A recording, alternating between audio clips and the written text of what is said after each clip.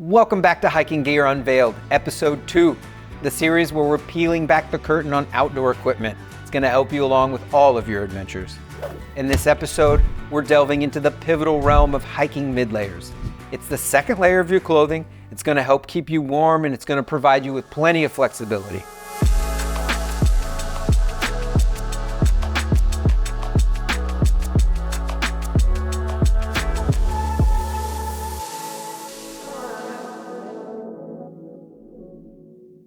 Make sure you guys stick around to the end of this video. I'm going to share with you the biggest mistake I've made with my mid-layers and exactly how I fixed it. I'm going to save you a lot of pain on the trail. Very interesting. One of the biggest things to consider with your mid-layers is going to be the ability to adjust on the fly. So let's talk a little bit about that in its practical form when you're actually on the trail. They need to be able to come on and off easily and be able to just like kind of stuff in your bag, put in a side pocket, because it could be 10 minutes down the trail, you just need it again. And so the versatility comes with the ability to remove and reapply. Mid layers are going to be really big for overall versatility in your kit. They're going to allow you to stay warm when you need to, but yet not get too hot. So it's kind of like a Goldilocks effect you're looking for here. It fits. It fits very nicely. A lot of the times mid layers are really good with a quarter zip. That way you can like not have to take the layer off because you'd be too cold, but you just need a little more airflow. Features and things like that are going to be really helpful. One of the things I really like on some of my mid layers that have long sleeves is it's not a do or die type thing, but I really like ones with thumb holes because they kind of stay put and they're not riding up my arms or kind of sagging everywhere. They just have like a good feel for me. I know that's personal preference, but it's something I hadn't thought about. And when I started wearing one, I was like, ooh, this is it for me. Another thing to think about is going to be hooded or unhooded. It definitely adds versatility. So if you're expecting pretty hot weather, you might want to keep that in mind. Not the worst thing. For me, I have sun exposure issues with my head, so I'm almost always wearing something on my head anyway. Just things to think about here. Thanks. You've given me a lot to think about. Another thing that I really like about mid layers is they come in all kinds of different forms. And what I mean by that is some are short sleeve, some are long sleeve. You can even get into vests, and that's just the tops. For the bottom of your mid layers, you can go with shorts. You can go with like a 3/4 length for your legs. You can also go with like full pants would be a mid layer. So keeping in mind what you're going to be running into, what you're most comfortable with, what you think is going to offer you the most versatility for your particular trip is going to be what you want to go with. 9 times out of 10, I'm wearing shorts. And if I need more warmth than that, I'm going to put my rain pants on and it's going to trap a ton of heat. The only time I would wear anything thicker than that if I was expecting extremely cold weather. And by extremely cold for me, that's basically below freezing. Anything above that, I can pretty much stay warm on my legs. It's the torso that's way more important for me.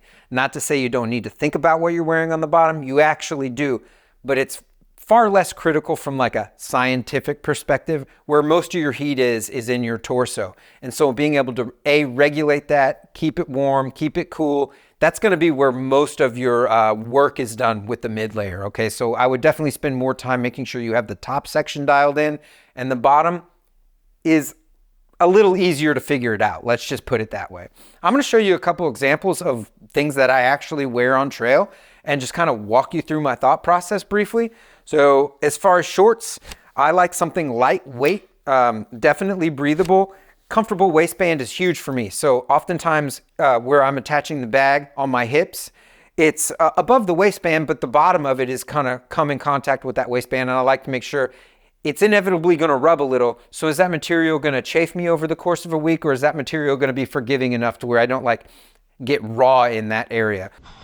Oh, these are chafing me. The basic fit for me, I don't like lined shorts. This is personal preference. I'm just bringing it up so when you start look at things, don't forget to look to see if it's lined, because if you don't like lining, a lot of these like running style shorts and things like that are lined. If you are interested in a line, also make sure you're looking for ones that are lined. Breathability is important everywhere, but for me personally, breathability down there is like top of the list of things I think about. Breathe in, Breathe out. These are shorts. Another option for base layers, I told you a minute ago, I don't normally wear pants, very rarely, mostly in the morning when I'm first getting up and I haven't warmed up yet. I throw my rain pants on, and inevitably, you can ask Matt, like, I got to stop doing this because it's like less than 1 mile in and like I got to shed my pants. And it's like I could just be chilly for like 10 minutes and not de-layer. But we kind of talked about that a few times on our last trip. We had some pretty good laughs about it. But these are 3/4. They're merino. They're kind of a mid-weight in the way of thickness. They definitely get thicker than this. They definitely get thinner. But I do like the 3/4 version because it's just comfortable for me. I don't have anything around my ankles, rubbing around my legs. Again, I said I normally run pretty warm. So it's like the last time my ankles got cold, I couldn't even tell you. How's your ankle? It's cold. These are extremely snug fitting. I like that. They really keep the warmth nice and close to my body. And for me personally, just the comfort of having stuff not flapping around on my legs, I really, really like that. So these are a really cool layer that I definitely enjoy. I'll show you the rain pants obviously in a later video when we go over that outer layer. But the only reason I'm mentioning it is that's kind of where my last layer of defense on, like I said, 9 times out of 10 to keep me nice and warm. Okay, so I have a vest mid layer. Again, this is kind of a mid-weight, very similar to the piece that I just showed you as far as thickness. So right in the middle, they definitely get heavier, they definitely get lighter. Only one pocket on this, it's on the vest. It's nice just for stashing like my beanie or a snack that I'm not done with, and I can kind of just leave it in there. But generally speaking on these layers, this is personal preference, but for me, I'm really not big into a ton of pockets because, you know, I have pockets on my hip belt. And like I have plenty of places to stash things. I know this sounds silly, but the more zippers and the more hardware you have on your clothing, it adds up. And like you add it up against all the pieces and all of a sudden you're carrying like all this extra weight and you're not even using the pockets. So if you need pockets, 100% you should have pockets. But maybe something to keep in mind when you're really like getting into the nitty gritty of picking the perfect piece for you. This is full zip, so it's all the way up, all the way down. Cutoff is really good for me. It's not in a rubbing spot, and no sleeves is great. Told you I run kind of hot, so having like that core really kept warm and not stressing too much about my arms. Yeah, my arms will get cold if it's super windy and if I'm really sweaty, but in general, like this is really going to be like the sweet spot for like making sure I actually stay warm. It's amazing how cool your limbs can get as long as your core is warm. You don't really feel that cold. Last but not least, I have a slightly lighter weight material than the one I just showed you, although I'd say it's very subtle. The inside of this is really nice and soft, and the outside is, it's not honeycomb, but you can actually see the perforations that are gonna allow a little bit of that moisture to make it inevitably out, but still trapping heat. It's kind of one of those magic layers. I do have a hood on this one. This one's, again, for my head mostly. This would be obviously for a little bit colder weather compared to the vest because it does indeed have sleeves. They come all the way down. Again, I talked about thumb holes earlier. This has the thumb hole. I love it. When you're not using the thumb hole, it's not a big hanging loop. It's kind of built in on this particular piece. Again, outdoor vitals. So I really enjoy this. I think it's really good for those colder trips that I go on. As you can kind of see, looking at these, you're going to see like you can mix and match pieces, and the mixing and matching I would say is more important as it pertains to your other layers. So maybe I'm expecting a little bit colder of a trip, but it's not terribly cold. Okay, so I have a little bit thicker of a base layer on because I know I'm always going to need that little extra, but I might not need the biggest mid layer because I've already got a little of that protection on the bottom. You might also go the other way. If you're like, man, I just run sweaty all the time, even when I'm cold. Why am I sweating so much? Because you're feeling it. You might want to go with the lighter weight mid layer that allows that sweat to more easily get out, and you're going to add some more protection in that mid layer to actually provide the warmth. So you can see it swings either way. You really got to think of it in terms of strategy. And so mixing and matching, of course, pertains to the layer itself, but I would say it's even more important as it pertains to the other layers and what you have with you overall. Don't think about it as just the mid. It's going to directly relate to your base and what we end up getting to in your shell or your outer layers, okay? It's all relative.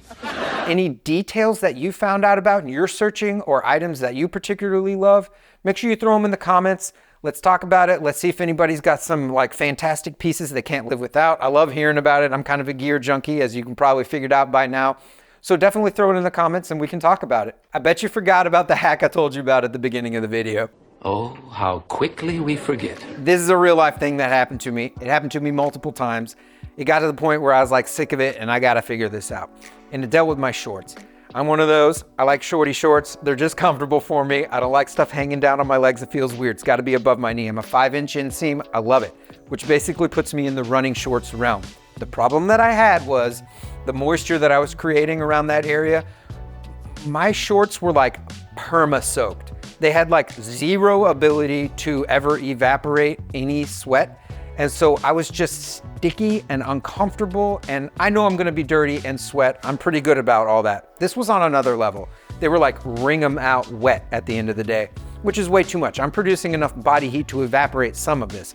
So the answer was switching shorts to a material that is specifically designed to wick that moisture and evaporate easier. And if you simply looked at the materials, you wouldn't even have to know what they were.